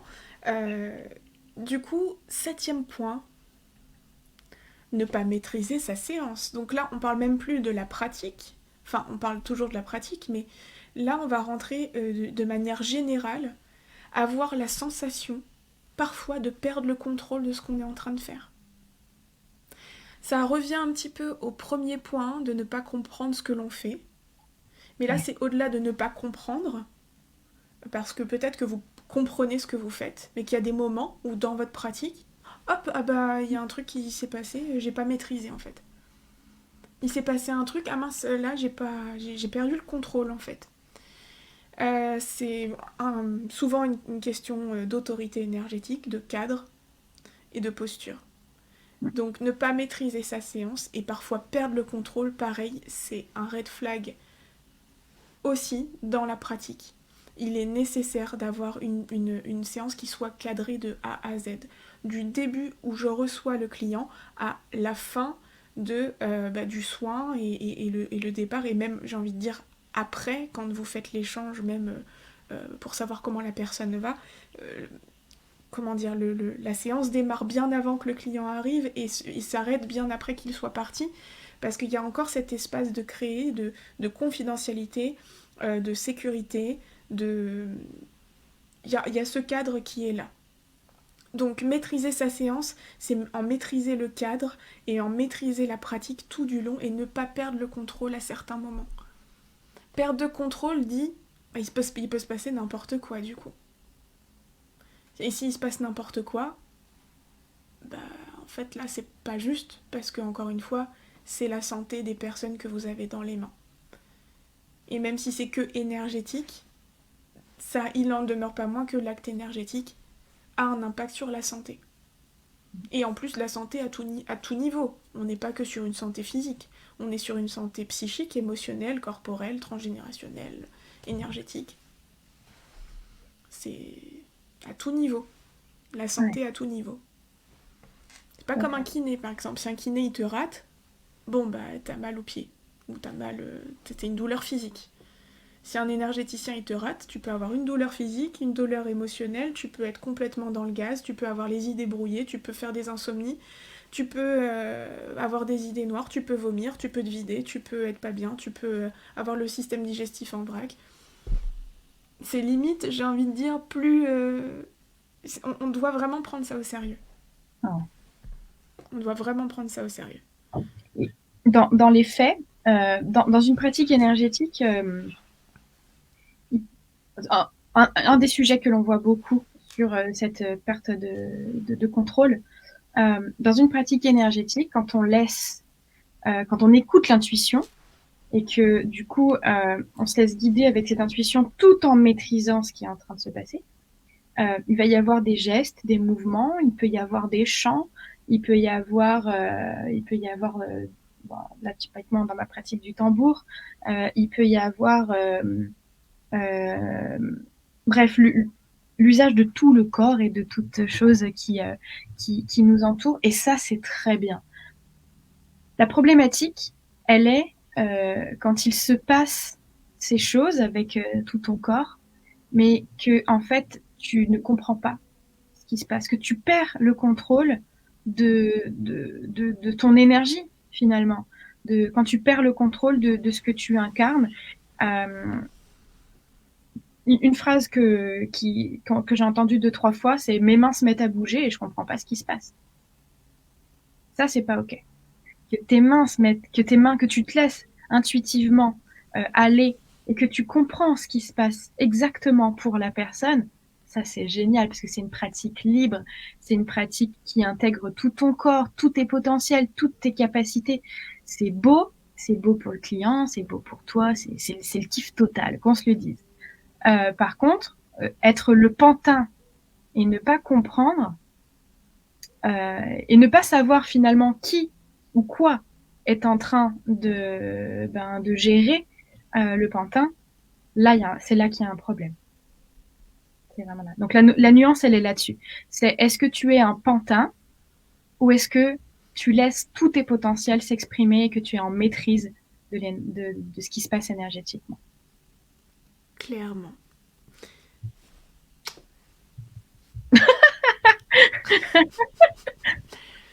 Ah bah très bien. Ah bah super. Voilà. Et tout est dit. On peut comprendre le geste, mais ne pas comprendre comment il est venu, oui. Exactement. C'est ça, c'est te laisser traverser, comme disait Mélo. Mélo, quand elle a l'élan de prendre son tambour, bah, l'élan, elle sait pas d'où il vient l'élan, mais elle a l'élan de prendre son tambour, mais elle sait pourquoi elle va le prendre. Elle comprend ce qui se joue pour la personne et pourquoi le tambour, il arrive à ce moment-là du soin. C'est ça. Et donc bon, j'ai des difficultés à expliquer pendant qu'il y a le tambour, les chants et tout, donc je peux pas et chanter et expliquer et tambouriner. Néanmoins, après, une fois que ça s'est passé, avant déjà il y a une explication de ok, là il y a tel thème, je sens que ça va se passer avec le tambour. Je peux pas te raconter pendant, forcément, il y a du bruit, il y a des chants et tout ça. Par contre, après, on débriefe, on se raconte tout avec un maximum de détails. Donc la maîtrise, elle est là, avec tous les 7 points qu'on a passés juste avant. Si tu te sens, en plus de ça, un peu comme un pantin sur une part de ta pratique et potentiellement sur l'ensemble de ta pratique, alors là, il y a un gros sujet. Gros thème. Clairement. Ok. Alors, on continue? C'est Oui. parti pour la 8e. Est-ce que vous êtes toujours chaud? Je sais qu'il est 11h30 et que d'habitude à 11h30 on est sur la fin du live, tu vois. Donc est-ce que vous êtes toujours chaud? Ouais. Oh là là, ok. Allez, on continue. Génial. Alors, red flag numéro 8. 8. Ah, on a cliqué en même temps, vas-y. Red flag numéro 8. Tu n'expliques pas à ton client ce que tu fais. Ah bah du coup, super transition par rapport à ce qu'on vient de dire. C'était ça le numéro 8 un peu, Ouais, en fait, je les ai inversés okay, parce que je les ai inversés. Ouais. Très bien.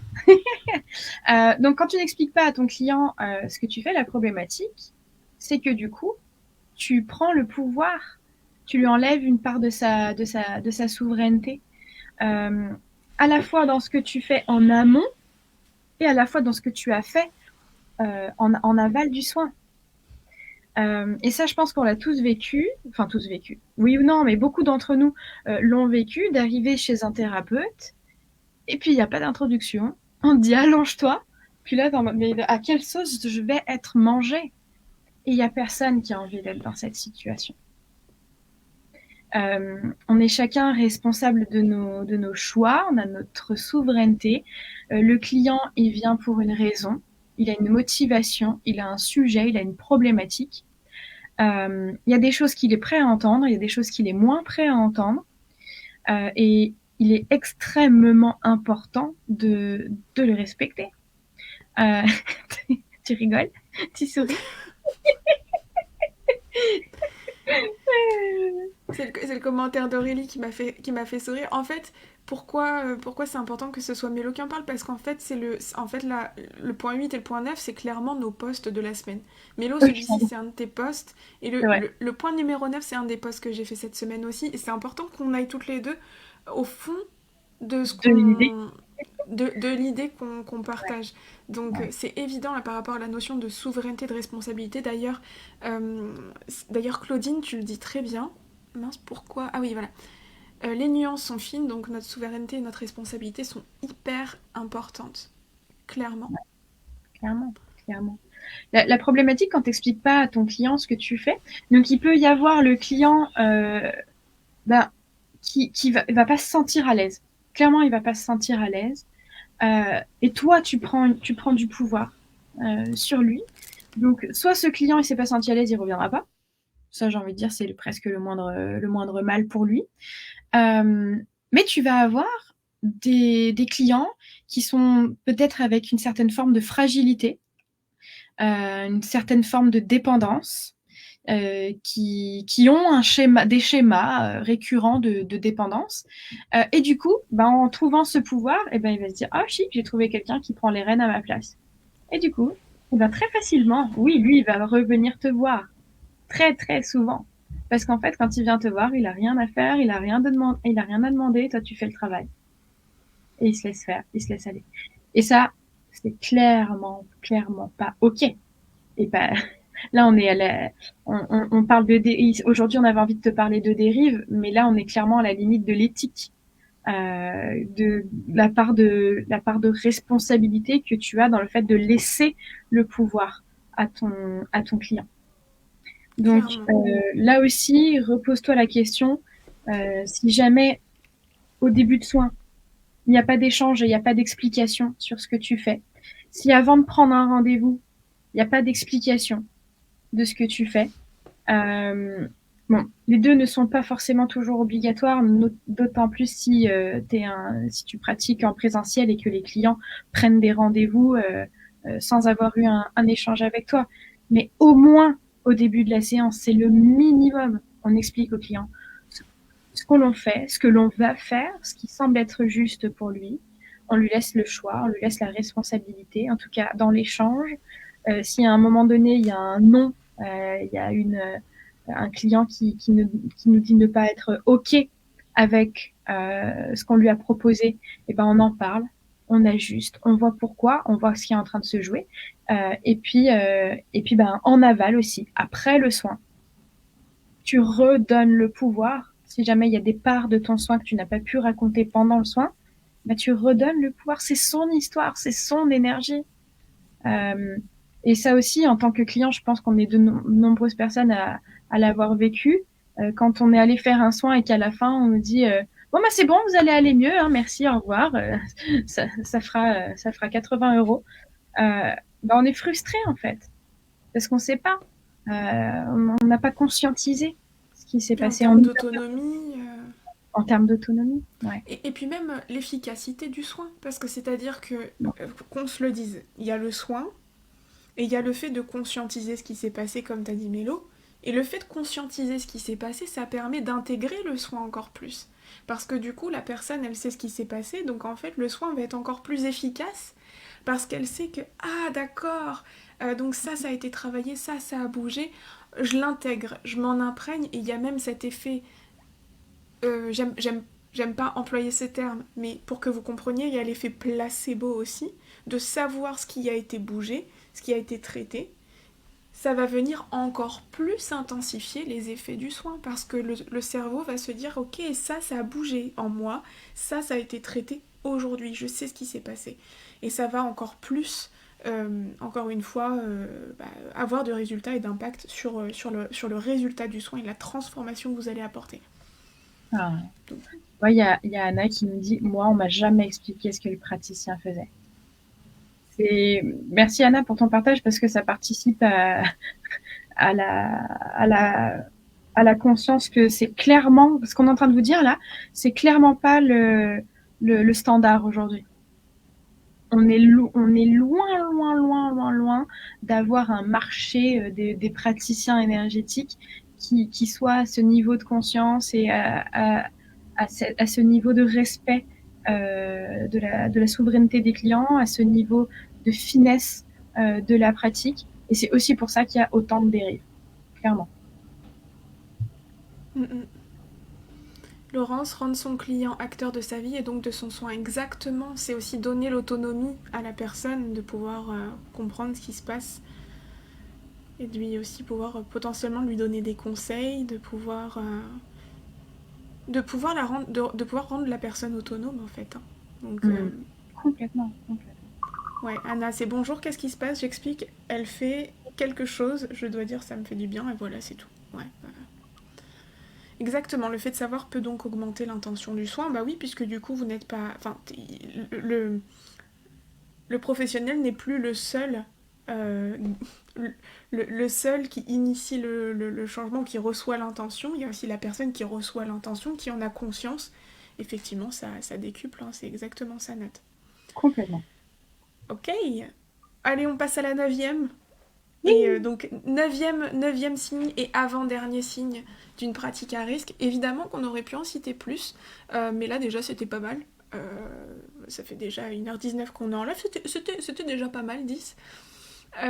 On y va, donc avoir plus confiance dans le protocole ou dans l'outil que dans ses propres capacités.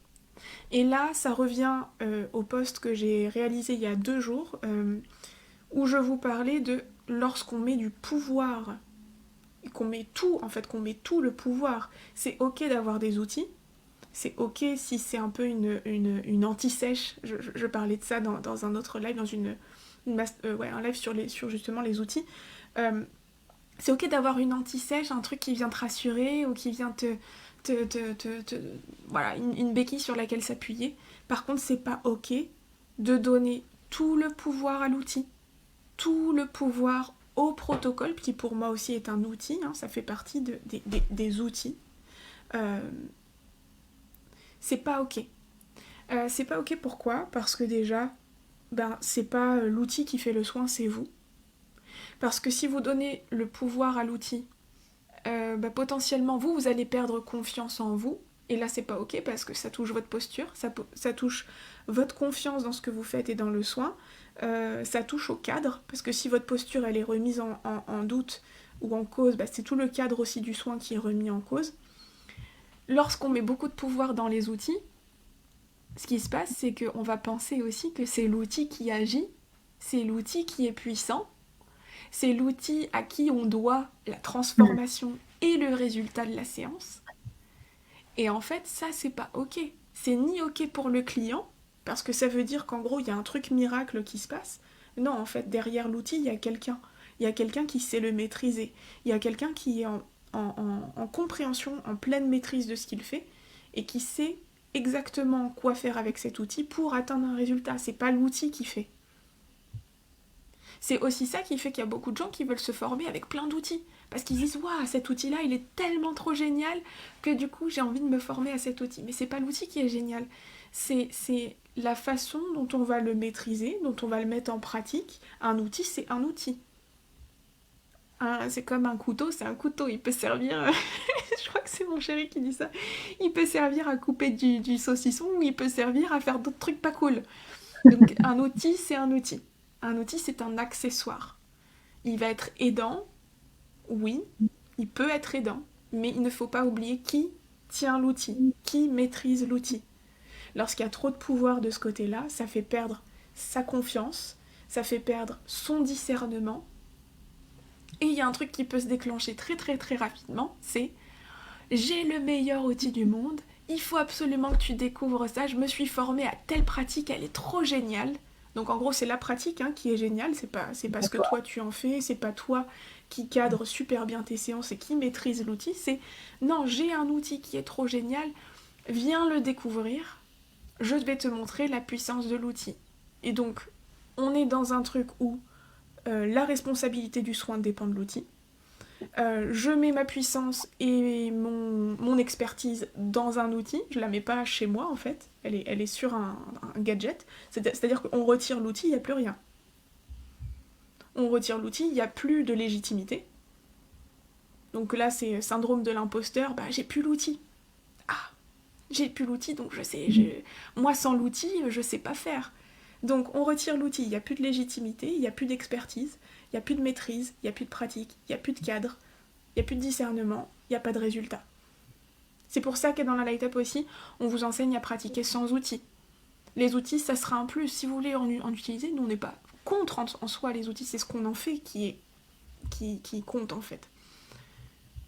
Donc, les outils, les protocoles et tout ça, attention où vous mettez votre pouvoir, attention où vous mettez votre discernement, attention à ce que vous en faites, et attention aussi de ne pas tomber dans le truc très égo de j'ai le meilleur outil du monde et donc je te vends Je te vends les mérites de l'outil et non pas de ce que moi je sais en faire et de mon expertise. Alors, euh, comment ça résonne pour vous?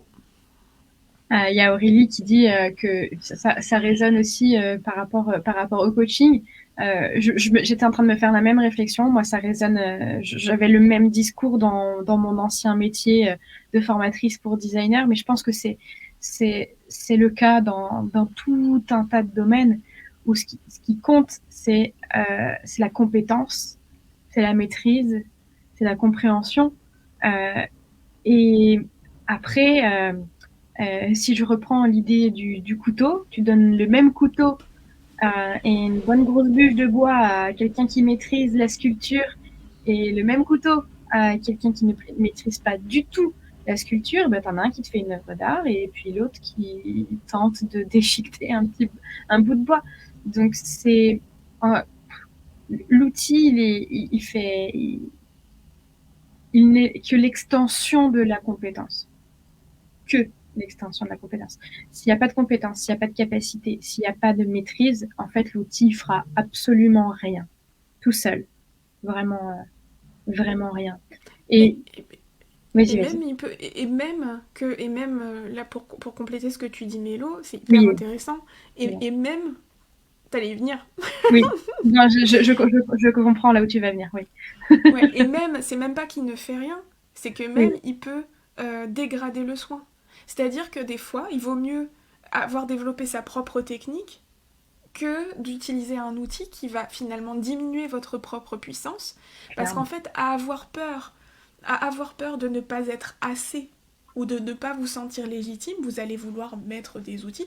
Attention, c'est très bien pour s'ouvrir.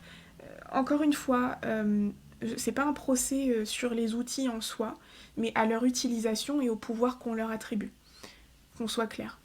Euh, à mettre du coup le pouvoir dans l'outil, où est-ce que je voulais en venir? Oui, bah du coup, on se cache et on cache notre propre puissance. Et si ça se trouve, vous seriez encore plus puissant sans ces outils-là. Et pour la plupart des personnes qui sont dans la light up, c'est ce qui se passe en fait. C'est quand on leur retire l'outil, qu'on va créer une pratique sans outils qui part d'eux-mêmes, qui part juste d'eux-mêmes, de leur sensibilité, de leur capacité d'analyse, d'observation, leur capteur, leur fonctionnement énergétique, leur vécu, leur expérience et leurs valeurs. Quand on crée quelque chose à partir de toute votre essence, c'est bien 1000 fois plus puissant que d'utiliser un pendule, que d'utiliser des cartes, que d'utiliser. C'est un prétexte. Tout ça, c'est un prétexte pour se cacher derrière. Ça peut être une extension, sauf que ça sera jamais à hauteur de votre vraie puissance. Jamais. Ça masque quelque part la vraie puissance qui se cache en vous. Euh, là, j'ai pas d'exemple. D'habitude, j'aime bien faire des petites comparaisons. Là, j'en ai pas qui me vient. Mais ouais, globalement, c'est se cacher derrière quelque chose pour avoir de la légitimité. Alors que vous gagneriez justement à aller voir en vous, à développer ce qui vous est propre, à le cadrer, à le structurer évidemment pour pas faire n'importe quoi. Mais vous gagneriez à le faire pour sortir de ces outils et surtout être encore plus puissant. Puis vous pouvez Ouais. peut-être le voir, là, Patrice, c'est ce que tu disais. Du coup, il y a ce côté, du coup, enfermement aussi hein, dans les outils. Donc, toi, tu t'es noyé dans les outils, tu disais, Patrice. Voilà. C'est ça aussi.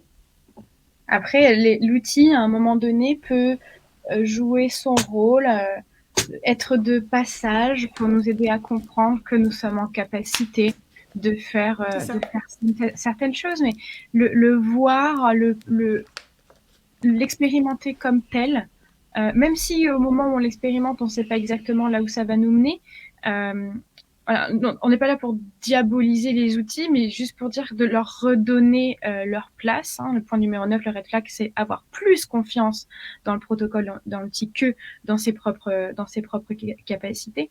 Ce qui est le plus important, c'est toi. Ce qui est le plus important, c'est tes capacités, c'est tes potentiels et c'est ta puissance. Si à un moment donné, tu es attiré par quelque chose que tu as envie d'expérimenter et qu'en fait, c'est par là que la nouvelle capacité est en train de passer pour s'expanser, voilà, c'est comme ça. C'est juste une manière d'accéder à la capacité. Mais la capacité, ce n'est pas l'outil. C'est toi. Exactement. Toi, Nous, c'est ça, nous on utilise avec Mélo, ça nous arrive d'utiliser des outils, mais on le fait en pleine conscience de ce qu'ils sont conscience. et on leur laisse leur place d'outils en fait. Ouais. C'est-à-dire que des fois, ça peut arriver, on se fait des fois des petits tirages, Mélo, toi aussi tu utilises des trucs, moi ça peut m'arriver J'ai d'utiliser. toutes les petites babioles à côté de moi que j'adore. Mais Voilà, c'est le fun, c'est la c'est diverti. diversité. C'est ça, puis c'est divertissant aussi, ça nous permet aussi de, voilà, de faire preuve de créativité, de changer un peu, mais encore Oui, une fois, on leur laisse leur place d'outils. tout à fait. Mhm. Ok, et puis bah, on en arrive au 10e, pareil, on vous en a beaucoup parlé, mais c'est toujours important de faire un rappel. Ouais, alors le 10e, je pense qu'on pourrait le mettre dans tous les lives et qu'on pourrait vous en parler chaque jeudi. Le consentement énergétique qui ne serait pas respecté, là c'est aussi un très très gros red flag, mais je crois qu'on te l'a dit à chaque point. En fait, on avait à cœur de te le mettre, de te le... Bon, on met rien du tout à personne, ça va pas l'idée, ça va pas cette histoire. on, avait, on avait comme intention de l'ajouter ici en dernier point de la liste, parce qu'en fait, c'est pas tellement que il est, en tant que tel, il ne crée pas une dérive énergétique. Ce n'est pas parce que tu ne demandes pas le consentement énergétique que tu crées directement une dérive énergétique. Mais en fait, c'est le début du grand n'importe quoi. C'est le début de, en fait, je m'autorise tout et n'importe quoi dans ma pratique.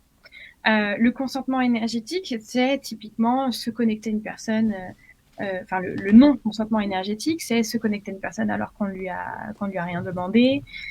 C'est apporter un soin à une personne alors qu'elle ne l'a pas demandé. C'est très intrusif. C'est un manque de respect total de l'énergie de la personne. C'est passer devant une maison, ouvrir la porte et aller servir dans le frigo en disant ah j'avais une petite soif. À bientôt. Au revoir. C'est cool chez vous, c'est joli, c'est bien décoré. Euh, non, on fait pas ça. On fait pas ça dans la vraie vie, donc on ne le fait pas énergétiquement non plus. Donc en soi, euh, ça doit t'alerter en termes d'éthique, en termes de valeur, en termes de posture, de positionnement par rapport à ton client et par rapport à ta pratique aussi. Quel niveau d'éthique tu mets, tu mets dans ta pratique. Je sais qu'on en a parlé déjà sur pas mal de lives et qu'on avait apporté beaucoup de nuances sur certains lives par rapport au consentement énergétique. Euh, J'en ai un échange qui me revient en tête, mais je saurais plus dire sur quel live on en avait très particulièrement parlé. Bref, si ça me revient, je vous le dirai. Voilà, donc là, ce consentement énergétique, extrêmement important. On ne parle pas directement de la pratique énergétique, mais ça te montre quand même l'état d'esprit avec lequel tu abordes le client, la pratique et globalement tout l'accompagnement. Yes, magnifique. Alors les amis, c'est l'heure du waouh. Il est temps. Quel est votre waouh du live? Donc quel a été le point, peut-être le red flag, le point qu'on a abordé qui vous a fait mais oui, mais bon sang, mais c'est bien sûr. Avec quoi vous repartez de ce live? Qu'est-ce que j'aime bien dire? Qu'est-ce que vous avez mis dans votre sac à dos aujourd'hui? Avec quoi vous repartez comme connaissance, comme conscience, comme énergie, comme émotion, comme point important? Dites-nous ce qu'on vous demande là pour le waouh du live. Nous, ça nous permet vraiment aussi de savoir ce qu'on vous apporte quand on fait des lives comme ça. Donc c'est important pour nous d'avoir vos retours. Pour aussi qu'on s'améliore sur ce qu'on a à vous transmettre, sur ce qu'on a à vous partager. Euh, Encore une fois, on vous l'a dit tout à l'heure, si toutefois il y a des zones de flou par rapport à un point, vous avez envie d'aborder des trucs par rapport à votre technique perso, etc., écrivez-nous, écrivez à Mélo, on se fera un plaisir de pouvoir vous répondre, de pouvoir aussi vous aiguiller, peut-être aussi de vous proposer un appel pour voir comment, quels sont vos besoins, comment ça sonne pour vous. voilà, il y a plein de choses qu'on peut faire, surtout ne restez pas seul avec des doutes. Encore une fois, c'est la santé des personnes qui est entre vos mains, donc c'est important d'être au clair sur ce qu'on fait. Alors, les wow.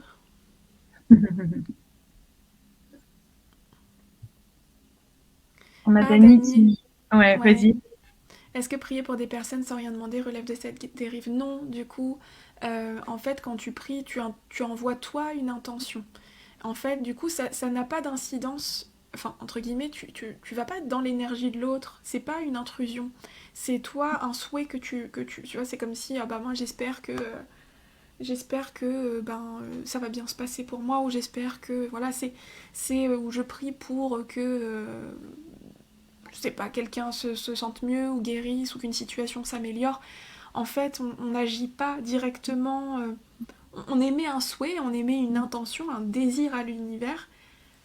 Après, c'est pas nous qui intervenons directement pour allez, alors je vais améliorer le truc.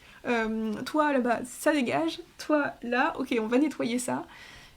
C'est pas la même chose. Donc on peut prier, évidemment. J'en avais fait un petit post d'ailleurs, un gros post même, sur le consentement énergétique où j'en parle justement de certains cas particuliers, quand on connecte à des informations qu'on n'a rien demandé, comment ça se passe, et quoi faire hein, si on a envie d'aider mais qu'on n'a pas l'approbation ou le consentement de l'autre.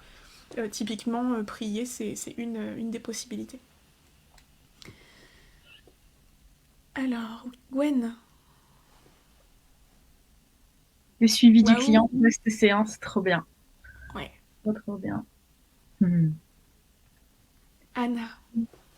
Alors Anna, tout particulièrement le fait que le praticien doit expliquer ce qu'il fait. Ouais.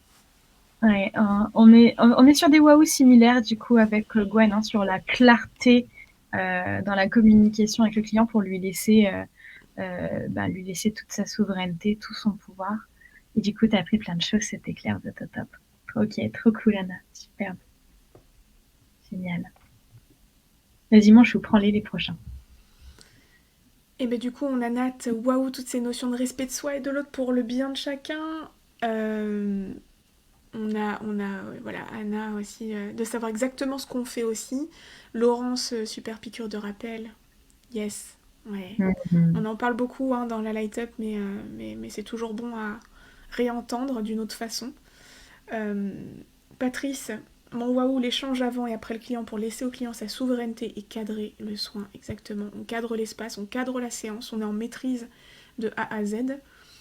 Et encore une fois, hein, la séance, ça on en parle aussi beaucoup à l'école, c'est que la séance hein, démarre avant que le client arrive et s'arrête après aussi, en termes d'espace et de cadrage. En fait, tout est une question de respect de nos clients et du ressenti, et confiance en soi lors de sa pratique. Ouais. Alors, tout est une question de respect de nos clients, ressenti, confiance, pas que. Il y a aussi beaucoup de connaissances. Hein, il y a aussi de la connaissance dans ce qu'on fait, de la connaissance de son propre fonctionnement, du fonctionnement énergétique de l'autre. Là, ça demande quand même d'apprendre, en fait. Hein. On n'est pas que sur de l'intuitif. On n'est pas que sur de l'intuitif et du dev perso, hein, parce que sinon, on serait tous des excellents praticiens. Mais ça suffit pas. Ouais. J'appellerais ça de la conscience énergétique. Donc, c'est un mélange de connaissances et de pratique. Oui, parce que en fait, si on met tout ça sur les valeurs, donc avec le respect du client, de ressenti intuitif et de la confiance en soi, clairement c'est pas suffisant. Et merci du coup de ce commentaire parce que nous ça nous permet de remettre un degré sur les 10 points qu'on a passé ensemble. Clairement la notion de maîtrise de la pratique qui en fait chapeaute tous les points qu'on a vus aujourd'hui. La conscience énergétique dans la pratique, la conscience de comment je fonctionne et comment je suis en capacité d'apporter un soin. En fait, c'est ça le grand sujet pour ne pas créer de dérives et pour avoir une pratique saine, sécure, cadrée, etc. Exactement. Merci Dani. Aurélie, j'ai une revendication pour les pépites. Faut arrêter de faire des lives 10.2, une interview avec, parce que ça devient des lives entiers de pépites. Laurence, pas une pépite, encore un filon. Dani, absolument génial. Merci Dani. Merci à Laurence, Aurélie, Anna. Merci beaucoup. Euh, ouais, Aurélie, Waouh. C'est penser que l'énergie, c'est ce qu'elle a à faire. What? Ouais. Ben, ça se fait beaucoup dans des petits protocoles New Age aussi, hein, qu'on voit beaucoup. C'est Oui, des petites phrases qu'on peut dire comme ça, hein, c'est facile. Hop là, on se déresponsabilise d'une certaine façon, quoi. complètement. Mais là, c'est Du bien que coup, vous ayez la conscience de ça. c'est Euh, facile de former en 3 jours quand finalement c'est l'énergie qui sait ce qu'elle a à faire et que tu bah, apprends c'est des même, phrases faites, quoi. bah ouais. Ça va C'est vite, même hein. pas en 3 jours, c'est même pas en Une 3 jours, t'as des demi-journée. formations d'une journée. Et attends, tu sais pas ce que j'ai vu, Mélo? J'ai vu, pas plus tard qu'avant-hier, j'ai vu une formation. Attends, tenez-vous bien. J'ai vu Asseyez-vous. une formation d'une journée qui t'apprend à faire des soins énergétiques, euh, qui t'apprend à devenir instructeur de soins énergétiques. Oh Donc en oui, gros, ah bah alors là, donc dans la même journée, toi-même tu savais pas faire des soins. Donc t'apprends à faire un soin. Déjà, ça veut dire quoi en une journée apprendre à faire un soin? Donc qu'est-ce que t'apprends en une journée en fait?